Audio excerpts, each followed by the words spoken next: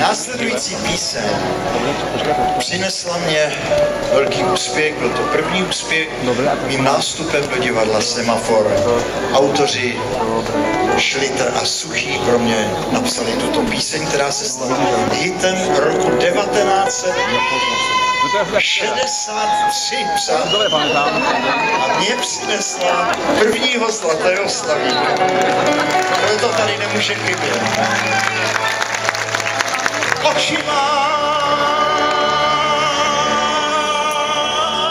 sněhem sáté,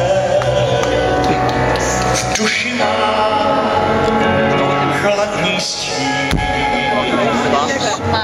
rampouchem srdce prokláté, studený hlas na dlaní mráz, ledový klín.